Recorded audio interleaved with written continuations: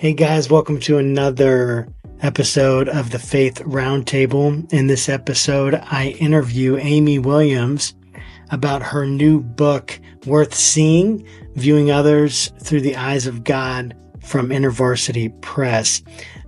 Amy is a certified gang intervention specialist. And in this episode, I talked to her about her work with young people who are involved in gangs and have gotten mixed up in the criminal justice system. She shares her personal journey, the passion that she has to help people, and she discusses the psychology and the sociology of gangs, the obstacles that people have to get out of these gangs, and even ways to help. I think you're really going to enjoy this episode. We're going to have chapters here for you to check out different parts that might interest you.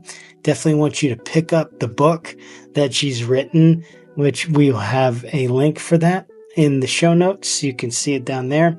Again, like and subscribe, and so we can get this word out there, keep this work going, and enjoy this episode.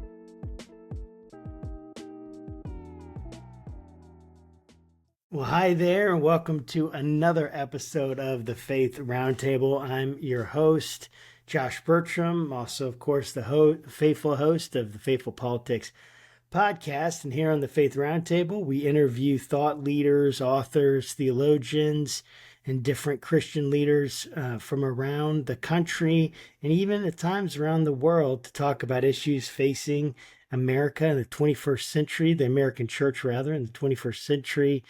And today I have the distinct pleasure to interview Amy L. Williams.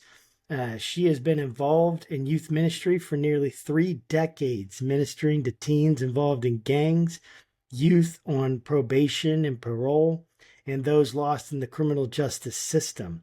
She's a certified gang intervention specialist, and she lives and works in the Latino gang neighborhood in Chicago's Humboldt Park community, where she is a hope dealer to the dope dealer, doing street outreach and walking life and living life with young people on the block. She is currently the project coordinator for the Illinois Youth Center for New Life Sinners, in Chicagoland.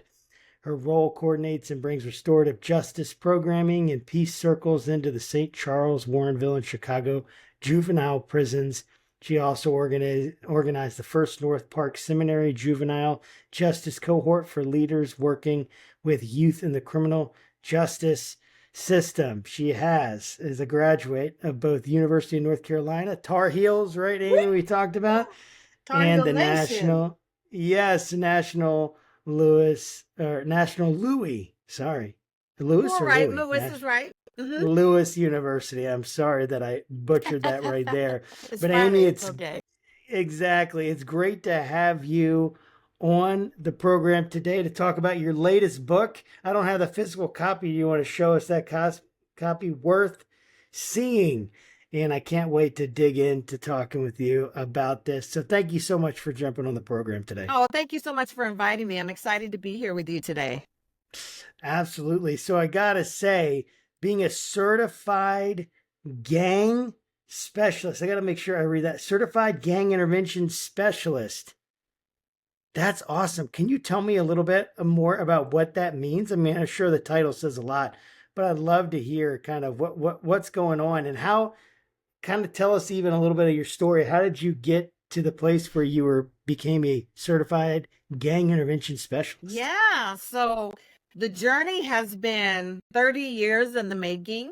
I work with young people that are currently involved in gang culture and hoping to get them out of the gang culture into living productive and healthy lives. It started for me with my baby brother. He was gang involved. He was in and out of the criminal justice system, and I was just a teenage girl. There wasn't anything that I could do to really help him, and I felt very helpless. So now that I'm a grown woman with resources and the availability to help young men like him, it has become a passion of mine to work with kids that are lost in the justice system, going to prisons, involved in gang culture, I'm the one that pulls for the underdog. And so here I am. I've gotten certification. I do a lot of training, a lot of staying up to par in the culture, and mostly through the kids themselves. So you can go and get a intervention certificate, but you really learn the most when you're among the young people that you're serving. I bet. So how does one intervene in a gang situation? Kind of Mm, walk me through that process. And we'll definitely be getting into the book, which I know is part of right your story, and there's a lot of sure. overlap here. But how do you come in and begin to have any kind of significant intervention in a gang? I'm Sure. assuming I can't just walk into Richmond, where I live, Richmond, Virginia, and stroll up to the latest gang, or just say, "Hey, guys, know any gangs around here that I can intervene in?" I'm You assuming that could that's not stroll going to up to work very. them, but it wouldn't I be guess. it wouldn't be pretty. Yeah. It starts with relationships. It's all about the relationships. In my calling, I had served as a youth pastor, and I was youth pastor inside the walls of the church, but I just had this passion to be out on the streets and the courts. And so I stepped down as a youth pastor and actually moved into a gang neighborhood, right?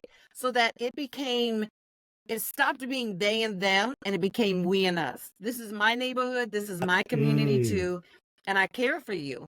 I became a presence. I was consistent in that. So they knew where I was. They knew where to find me. They knew that I would be coming to check through on them. All about relationship, right? So it starts with the relationship aspect of it. What happens then is trust is built. And then when the young person, this is key, when the young person is ready to live a different lifestyle, then they know that I'm there to help them out of it.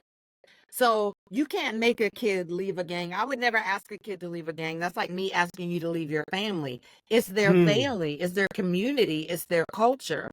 But sometimes they know that this is not the lifestyle that they want anymore. And that's when you can step in and do intervention. So help me understand a little bit, and our audience understand the psychology of gangs and the sociology of gangs. You Mm, mentioned that it's like asking them to leave their family. Kind of help us understand that, because I think a person that might be listening to this podcast, maybe they're in a gang. I don't know, but my yeah, guess is most of them would not be, and that might like seem very foreign, for lack sure. of a better term, or very like they don't really understand. What is it about the gang that's so attractive for Yeah. these young people, and how do they even get involved in it? I mean, there's a lot to that, right? And so most young people that are involved in gangs, gang culture, in the justice system deal with a lot of trauma. A lot of that trauma sometimes results from fatherlessness. It may deal with a drug addicted mother or father. Their mother may be incarcerated.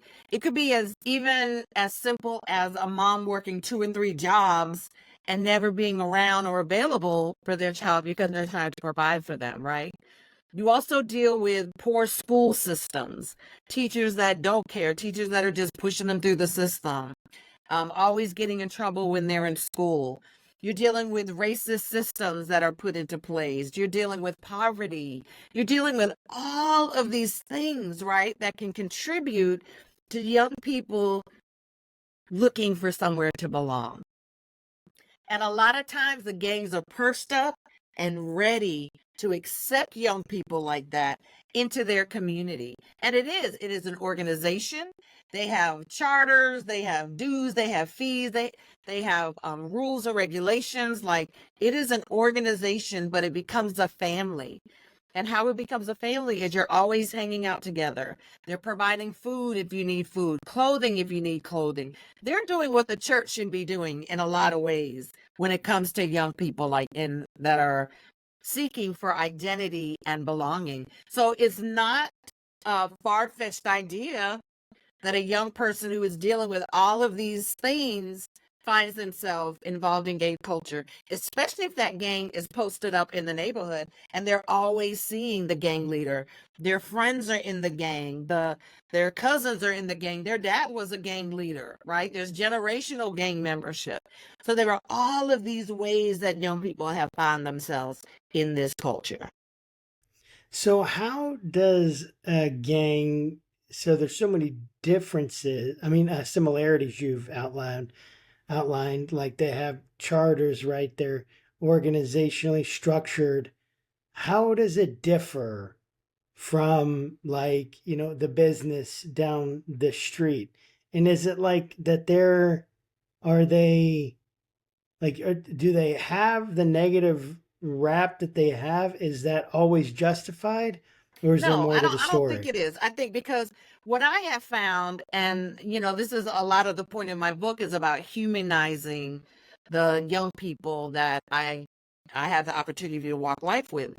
And so what you're finding are brilliant, talented organizers, administrators, businessmen, hustlers, like all of these young people who, again, have not had those opportunities as a young person to explore that, to figure that out. Depending on the neighborhood they're living in, they may need to join the gang for protection purposes. Brilliant! They're as brilliant as the next man on the corner with a corner store. I mean, the difference is it's a legal activity, right? And the way in which they make their money and the products that they sell, how they obtain those things. So a lot of those things are, that's how they get into the illegal activity. That makes a lot of sense. So, Yeah. in your book, Worth Seeing, what's the message that you hope to convey to the world through this book? And even what specifically inspired you? You had mentioned your brother, but was Yes. there a specific instance or set of circumstances or events that kind of were the catalyst to this book? Sure. So the book itself is really called Worth Seeing, Viewing Others Through the Eyes of God, right? It's about affirming dignity and giving people their humanity.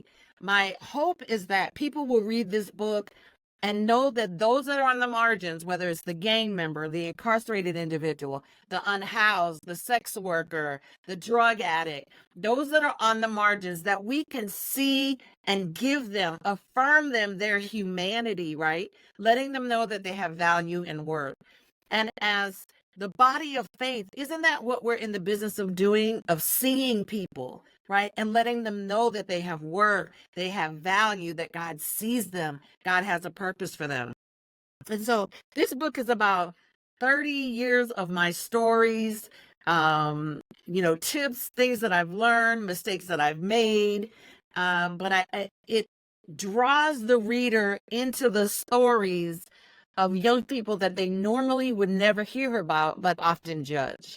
And so what inspired me to write this book, well, one was God. He pretty much was on Right. me, and I was disobedient for a very long time in writing the book. And then COVID hit, and God was like, "What are you going to do now? You have nothing to do. Write a book." Um, but mostly the young people that I work with inspired this book, wanting to help youth leaders who are also taking on the ministry, the calling of this type of ministry, sharing what I can so that we can all help our young people know that God loves them and God sees them and that they have value and worth.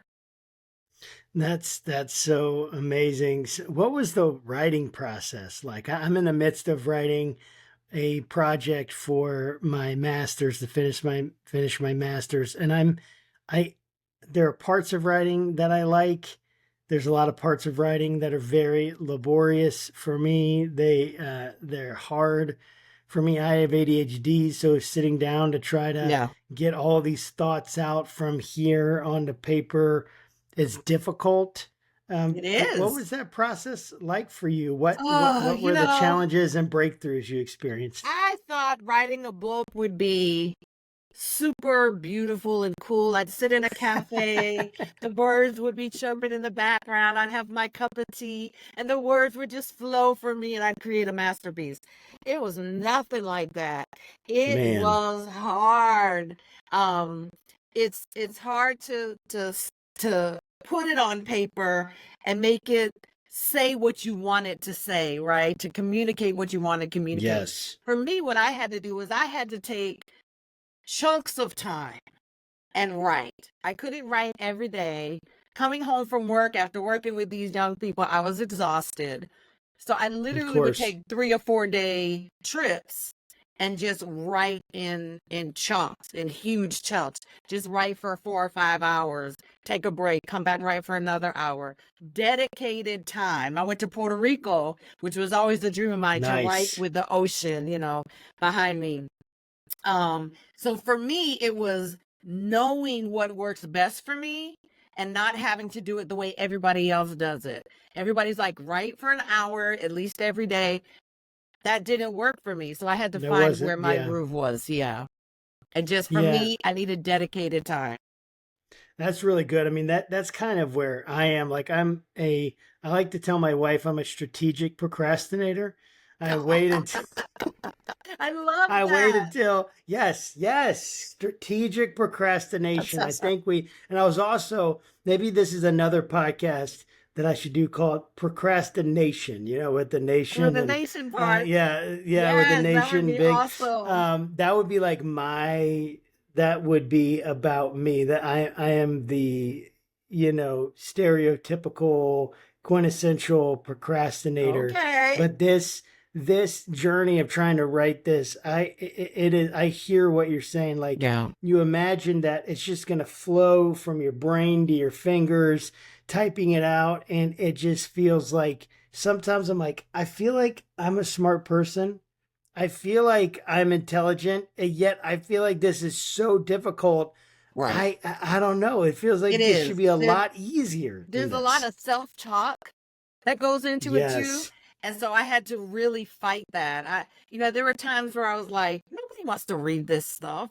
And then other times when I was like, oh my God, this is brilliant writing. Like the constant self-talk to keep pushing and writing. It took a lot of prayer. There were times where I just like, God, I can't do this. I need you to motivate me, speak through me, or I'm not going to get it done. And sometimes God would speak and sometimes he wouldn't. And when he wouldn't, I would just say, today's not the day for writing. So I say have that's a lot really of good. compassion for yourself and be kind to yourself in the writing process, right? And it's different for everybody. That's really, really good. Oh, this is super cool. I love the theme of your book. I think Thank it's you. awesome. I love what you're doing. Number one, I just love what you're doing. You're willing to go in there and incarnate with the people. I think it's amazing what Jesus did when he came from heaven, right? He Yeah. became one of us. Yes. He didn't do it from a distance. And I'm Exactly. sure that you have so many stories.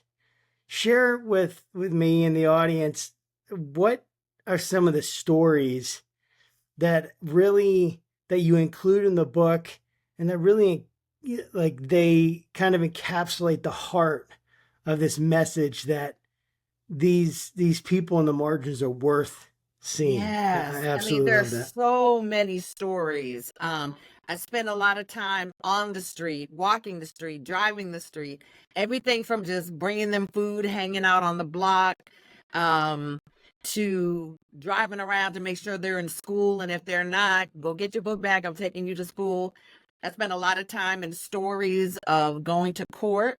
I talk about what prison visits are like, what they look like, some of the stories of meeting with some of my young people in prison and what the impact that a visit has, and some of those stories. So tell stories about how I got into this work, my life of growing up as a biracial child in the 70s and trying to find my worth and being seen as well as an individual. Just tons and tons of stories. I think everybody will truly enjoy them.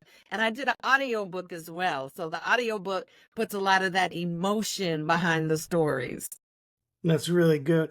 What's the target audience of your book? Is there a particular person, a category you see in mind of people that you really feel like this is the book for them? So you want to say everybody needs to read this book. But as I was Sure, yeah. writing it, I was writing it with two people in mind. I was writing it with my young people in mind, that they would be able to pick up the book, especially if they're incarcerated, right? And see Mm, that God sees them. But also for the individual that overlooks my young people, for the church mm, that overlooks my young people, to be able to say, if you knew the stories, you would understand how they got in the positions that they're in. That we're yes. the generation that's raising these young people. So where's our accountability in that as well? Right. And that we are all in this together. It's not they and them. It's we and us. We are in this together. So kind of those two audiences to help motivate the church, but also to help encourage young people that I work with. That's really, really good. You know, one of the concepts that you talk about is having a vision worth seeing and a vision in the context of faith. What does it mean to have a vision that's worth seeing and even having this vision that's informed by our faith? Right. It's about seeing others the way that God sees them, right? It's about the simplicity of knowing that God sees value and worth in every individual, and that he cares individually for each person. And if we are to be the representative of God, if we are to be the hands and feet of Christ, then we have to first of all understand people are not projects, right? That's a big one. I think as the church, we say, okay, we're going to help the homeless. We're going to feed them lunch today, and then we've done our thing. And I'm like, yeah, but they need dinner too, right? Like, Yes. they're not just a project to go and do something to make you feel like you've done something, to make you feel like you've accomplished this grand thing. Um, it's about community. It's about inviting them to the table, but not just inviting them to the table, believing that they deserve to be there, right? And affirming their dignity. Affirming, we don't give anybody dignity, we affirm it. And so Mm. we as a church, we have to do a lot better when it comes to that. And the vision piece, it starts with understanding how God sees people. So how does someone like I'm a pastor, right? I Hmm. live in the suburbs. I have a very small church. How do but I hope that it is going to grow. Moving into a season where we're getting into a different location, Hmm. and I'm praying and hoping that it will grow. We were a house church for like 4 years, Oh, I love and that. now we're kind of moving. Yeah. And, we still want that to be the core of what we do, but we had to get to a place of having more sustainability. But like, I'm thinking, like, I love what you're doing. How does someone like me get Yeah. involved in this area?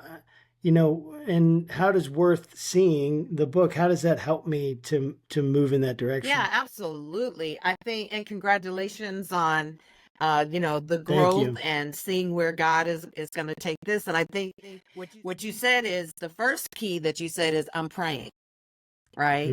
The Mm, first thing is to say, okay, how has God strategically placed us in our community? Who's part of that community needs us where we are? And a lot of times it starts within your congregation. A lot of people are like, we want to get involved in prison ministry. Well, I bet there's somebody sitting in your congregation who has a family member that is currently incarcerated, and they could help you to mm, understand what those needs are, right? And so praying, praying that God would bring to you those that are most passionate about the work, right? We don't want people just going out there being like, well, God told us to do this, so here we are. We want somebody who can lead the mission with passion and calling. And so we have to pray that God brings those people to us, strategically brings them to us. Now we run into somebody that is on the margins to begin to have conversations with them. I think a lot of times we, as churches and organizations, we want to address the topic, but we don't have those that are part of that issue sitting at the table with us. I remember one time I was invited, and I talk about this in the book, I was invited to do a panel on mass incarceration. And my first question is anybody on this panel, have they ever been incarcerated? And the answer was no. So I stepped down and I Right. said, let me refer you to a couple of gentlemen who have been incarcerated that can sit at this table and give you their lived experiences and how you can do that. Why are none of us incarcerated on this panel?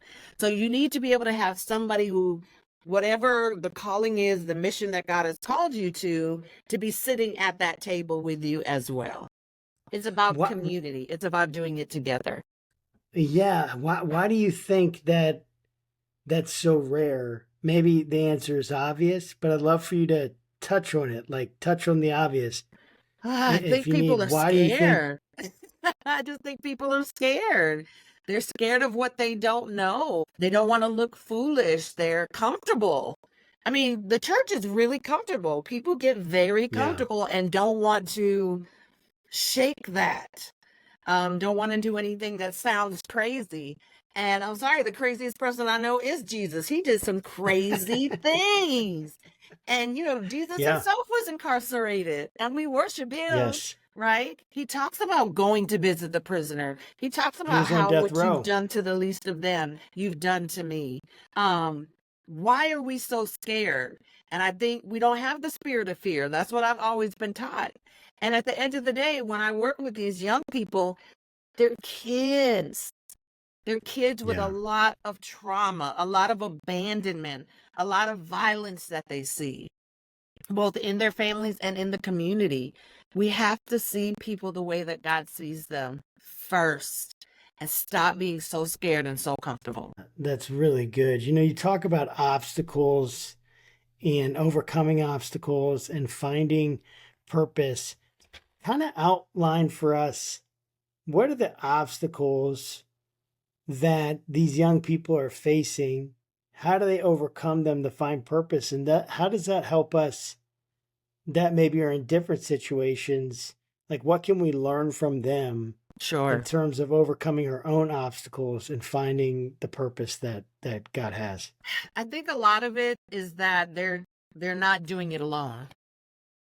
There's no way that a young person can be successful without having somebody that believes in them and walking alongside them and navigating that with them. What we can learn is that we're not called to do this alone. And when I mean this, I mean life, right? No one but no one can do this alone. And so, what we can learn from them overcoming their obstacles, there's so much that we can learn. They have a not give up spirit that I think we tend to, especially when you've been in the church for a long time, we can get a little jaded, we can get a little comfortable. Most young people that I know, when they want something, they go for it and they get it. And if they don't, then they look for someone that can help them. And so I think one of the biggest lessons we can learn is not to do this thing alone. That's really good. I I have a story that I'd love for you to speak on, because it kind of Okay.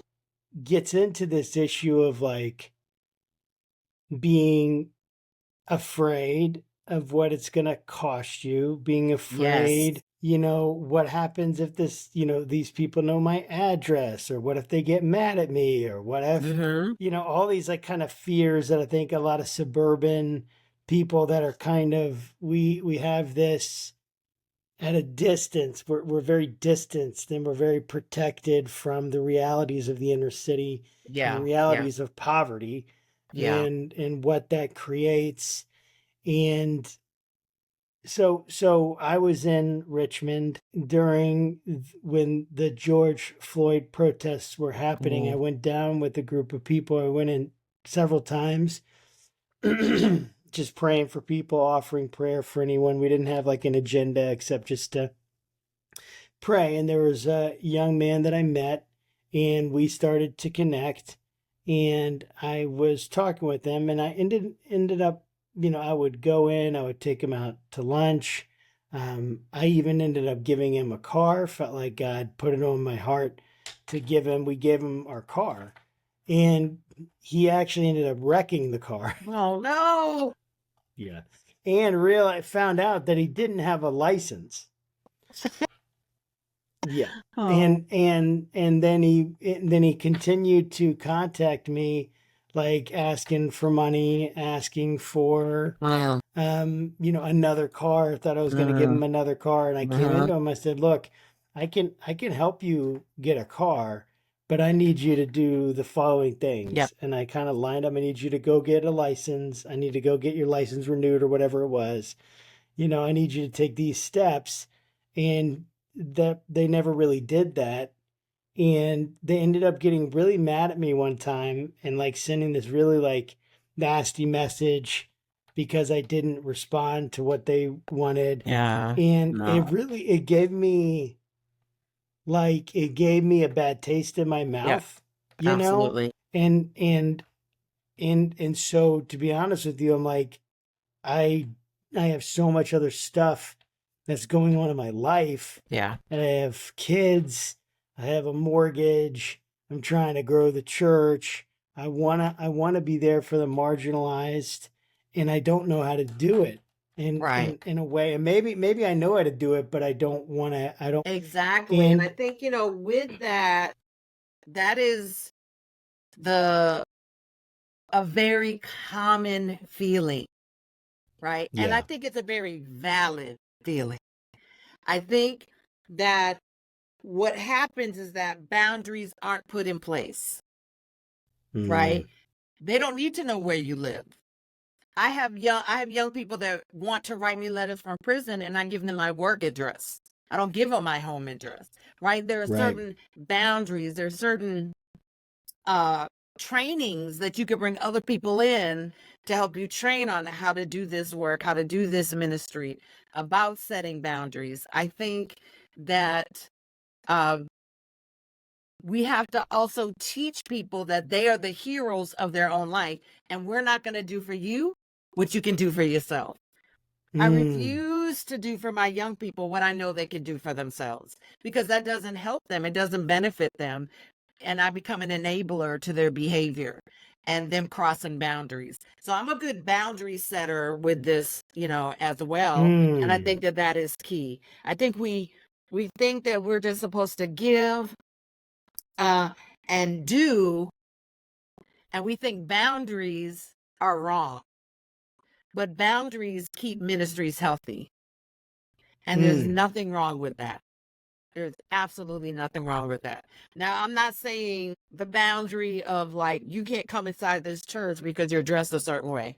Right. We're talking Right. about those personal boundaries that may create harm to one of the two that are. Yeah. How do you set those boundaries? I know this sounds silly, but I mean, I guess even getting into the emotional side of it, like how do you reason through like to the place of like, yes, I need to set these boundaries because boundaries hurt, right? They Yeah, hurt people. People get upset by boundaries. right, When right, they hit the boundary, you run into a wall, it's going to hurt. And right. when you put up a boundary that someone can't go, it's an uncomfortable feeling. So how does someone like learn how to do that Yeah. I in a think, healthy way? I think we have to understand that it is not our job to please everybody and to make everybody Mm, happy. It's our job to make sure people are healthy, right? It's our job to make sure that people are safe. It's our job to make sure that people are seen and that they are empowered. And a lot of times there are hustlers out there that will take advantage of you. That's just the reality of some right. people. That's what they know. That's all they've ever been taught. That's how they survive, right? A lot of people survive on the hustle. But if you set your boundaries from the beginning, they know who you are, they know what you're about, they know that, hey, this is your life, you have complete control over that. I'm a supporting actor, I'm not the lead role in your life. And these are my boundaries because they keep me protected and safe as well. It's about us being in it together. It's not about me fixing you, right? And so the motivation has to be set from the beginning. The expectation has to be set from the beginning. And we have to learn the ministry of no. And no is okay. That's good. No is okay. No is a complete sentence. It's a full stop, right? And not everybody's going to be pleased or happy with that. And that's not our job. That's not our job. That's between them and God. Yeah, I really love that, the ministry of no. I think No. that's We're really good taught we're because I supposed to feel always like, say yes, right? The church is always supposed to say yes. That's not and I always think that's healthy. why people don't go into these spaces Right, because they don't exactly. feel like they can. So instead of going in and having the uncomfortable feeling of saying no, but your yes is bigger than your no because your yes is that you're there, or your yes Yeah, is that you're willing to help in these ways. What are the ways that people can be involved and help sure. in these young people, in these marginalized populations' lives? Yeah, I think the first thing that I always tell people is pray, right? And see where God would have you. Make sure that you're prayed up. But the one of the simple steps would be find an organization that's already doing the work and volunteer. Learn, right? Meet people, meet some of their clientele, meet those that are involved with that organization and learn from them. Yes. A lot of times we try to start new ministries and organizations when there's already a ministry that's doing the work.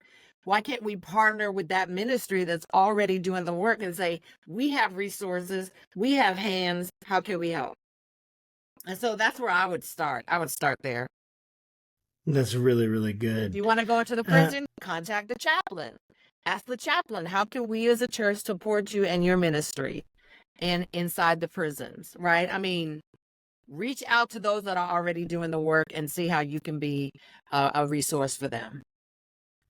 I really like that because I'm thinking about my own church right now, Mm-hmm. and we Mm-hmm. really want to, like, I view outreach in a little bit of a different way. Sometimes, like, we don't really have the wherewithal right now to have a huge community outreach or anything like that. We just don't have that, Yeah. either financially Yeah. or in terms of like the actual manpower to Right. do it. But I want to be involved in outreach. So I see our own outreach as, hey, who are the people that you have in your life that don't know Jesus, where there might be a need, right? That can Mm-hmm. come up where you can pray with them about that need. But I also know that we can become still very myopic, and Sure.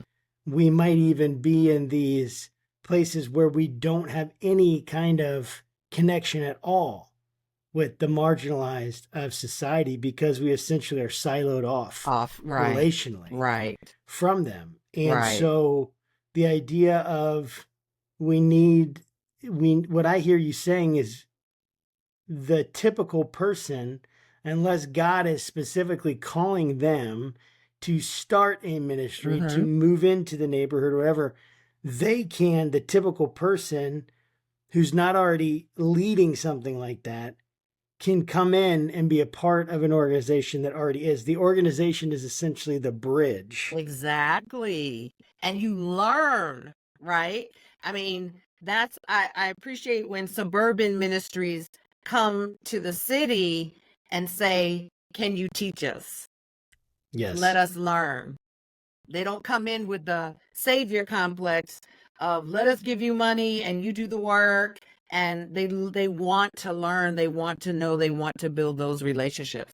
I have a whole chapter in my book called Outreach is a Lifestyle, Not an Event, right? mm, Because I have a gang member a gang leader who I literally asked, how do you feel about outreach events when churches come to your block? And he's like, well, we'll eat your hot dogs, we'll drink your drinks, we'll play on yeah, your bouncy houses, but it really doesn't mean anything to us because then we won't see you again till next year. So of how can we course. change that? It's about community presence, right? That's what outreach really is, not an event. I got a whole chapter on that. It's not an event, It's it's a a life. lifestyle. It is. It's a lifestyle. So what kind of things, like what does that look like as a lifestyle? Where outreach is a Yeah, that looks lifestyle. like asking researching your community and finding out what the needs are. Asking the people in the community what their needs are. How can we as a church serve you? What resources do we have that, because I believe God just strategically places our churches where he needs them. And so we need to go out into the communities and find out what those needs are and how we can service that and being And that, consistent in our presence. yes, that's so good. You know, what are like some of the major lessons that you learned and that you have learned in this 30 years that of Mm. doing this ministry, where you're trying to bring this in for people to see and to understand, to be able to read and take into their own life? What are some of the, like, that you think these major lessons are essential for anyone coming and reading this book to understand? That's a big question. I think there are lots of those. I think one of the biggest things is that we are called to the business of seeing others, but it starts with seeing ourselves, right? I have a Hmm. whole section on seeing ourselves, seeing ourselves through our trauma, the way that God sees us, because the way that we view the world is through our limited lens. We don't Yes, we don't see people the way that they are. We see them the way that we are. And so, how can we I like that. expand our worldview and our lens so that we can see others the way that God sees them? And that took a long time for me to figure out. I was just all gung ho, and people were projects, and I just wanted to fix people, and I just wanted to give them what I needed. And I thought that I knew the answer. And I came to realize that we have to do this together. I think that's one of the biggest lessons in the book, is that if we're going to do this, we have to do it together, not separate, not apart, not as the church only, but as a community together. Not we and that, not they and them, we and us. I really, really like that. You know, one of the concepts that you talk about is a different kind of Christian. Yeah. And what's the typical Christian and Hmm. the typical kind of conventional perception? And then what then would be a different kind of Christian? What are you trying to get at in that concept? Oh, so in that particular chapter, I was talking about my love for hip hop and Christianity, and how Nice. God wants us to fully be who we are, that he has designed us and created us to be fully who we are and to not apologize for it. In a lot of contexts, being the only woman at the table, being the only woman of color or the only person of color at the table, still being able to be bold enough and courageous enough to be who I am at those tables has been a growing lesson. I think when we talk about the typical Christian, I just don't think there is a typical Christian anymore. I think that Mm, there are pockets of how people define Christians. Um, and it's all through different people's context and lenses, right? It could be through a lens of hurt. It could be through a lens of hope. Christianity is it's not typical, and it just depends on who you talk to as far as what is a Christian. I know a lot of my young people don't think that Christianity is about judgment. It's about mm. non-acceptance. It's about rules. And I think that's the exact opposite of what Christianity should be, right? And I've experienced it on both sides of the coin. So how can we be light and love instead of judgment? I mean, I think that's the best word for it, judgment and Yeah. non-acceptance.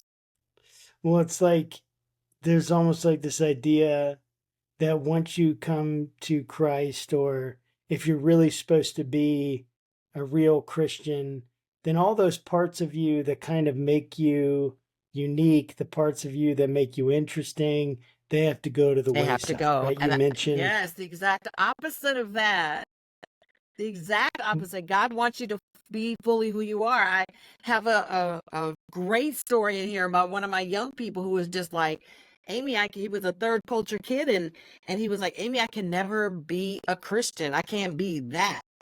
And I'm like, what is that? He's mm, like, yeah, what is that? damn, white, happy, everything is great. Like, that's not my life. I don't know how to be that type of Christian because he's never seen any other Christian. He's never seen people of color as Christian. He's never seen the struggle of those that are, in the body.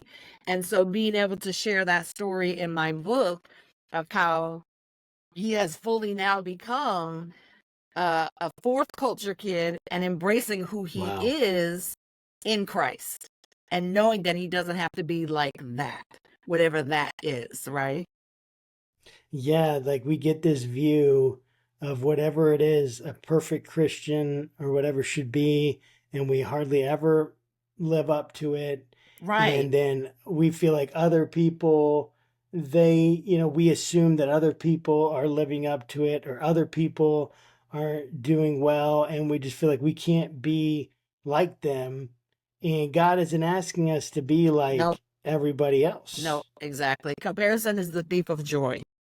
I've learned that we've got to fully embrace who we are and who God created us to be, and that's when we can really be light in people's darkness when we're fully accepting of who we are.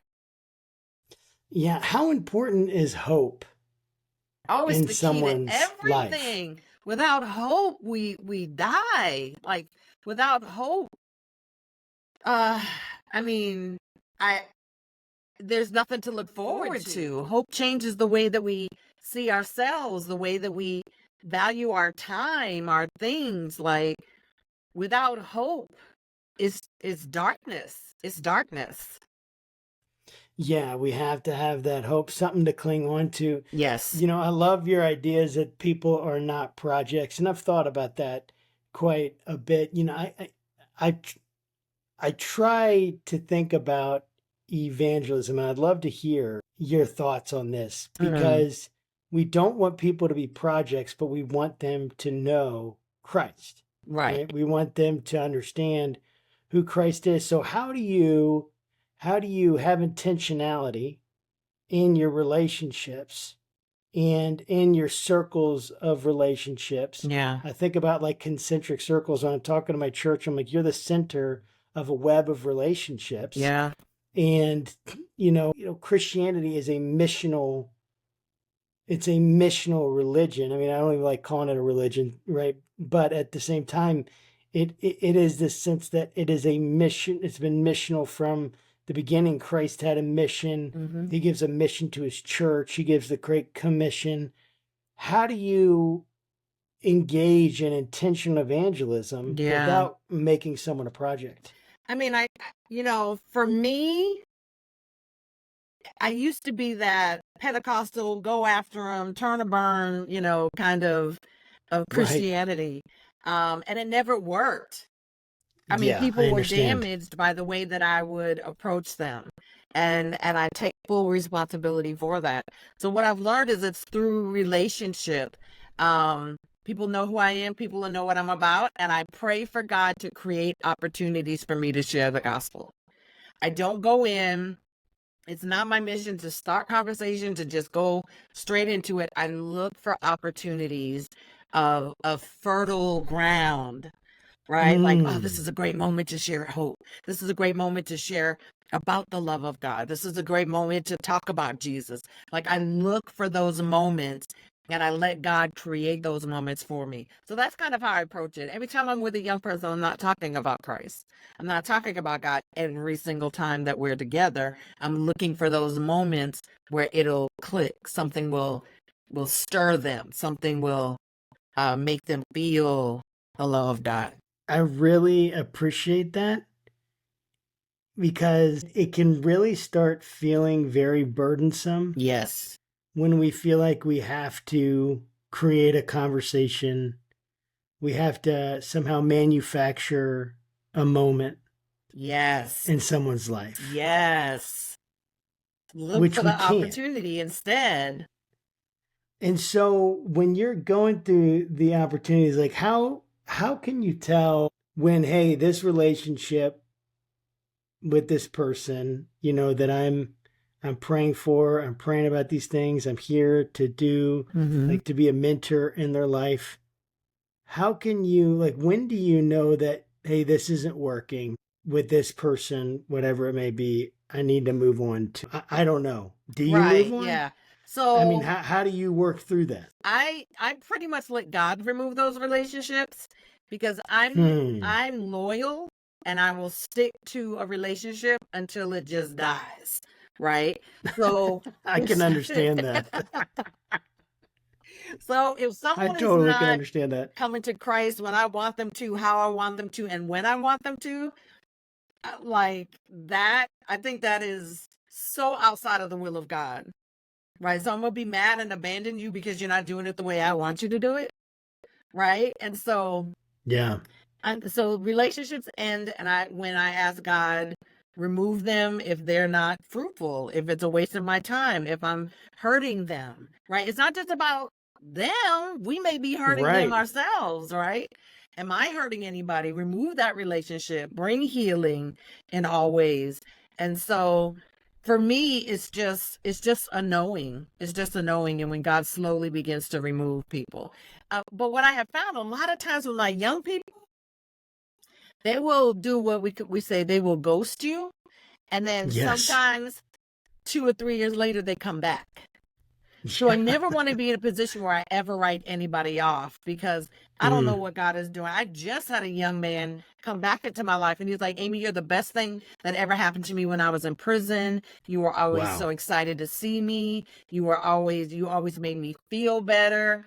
And I'm so sorry that these last few years I just disappeared. He reached out to me, right? And so I never really give up on a relationship. I just let it be the ebb and flow that it's supposed to be. I really like that. Like, but I guess even pushing just a little bit further on it, like you don't give up on it, but I'm assuming that you don't spend equal amounts of Right. time on every Right. relationship. Exactly. Exactly. How do you make that distinction? Like even from your own experience Yeah. in writing the book and working through this, how do you realize, hey, I can't spend as much energy as I was Right. in this? One, if it's draining me. If it's Mm. draining me, then it's been all about me and I'm not letting God do what God needs to do. Oh wow. Um, Two, if it's like hitting my head against a wall, then I'm realizing, okay, I need to step back a little bit, right? But mostly when it's draining me, when it's hurting me, right? Mm. Or if I see that it's hurting them. And then you can tell when someone doesn't want you around. So there are some obvious signs of, Yeah. needing to back up and give space. And then maybe reaching out once a month with a text message or just saying, thinking about you, pray for you today, hope you're well, with no expectation of hearing back from them. Um, but yeah, there's a definite boundary, and those that need you to point to them the most at that moment, and then others where it's like it's okay to relax for a second. Yeah, that's so good. So I have two more questions. One is like kind of more of a higher level question, and then some practical things. But how, like, where do you want this book to go? Ah, Like, what is your purpose?